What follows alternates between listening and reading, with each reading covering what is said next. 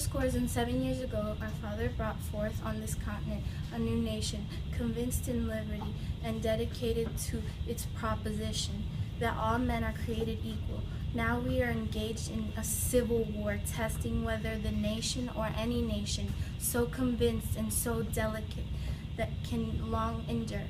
We are met on a great battlefield of the war.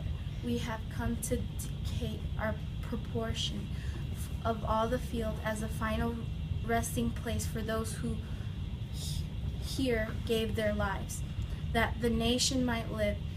It is altogether fitting and proper that we should do this, but in a longer sense, we cannot dedicate, we cannot consecrate, we cannot hollow this ground. The brave men, living and dead, who struggle here have consecrated it far above or our poor power to add or detract.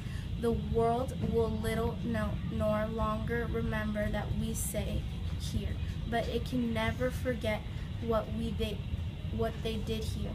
It is for us, the living, rather to be dedicated here to the unfinished work which they who fought here have thus far so noble advanced.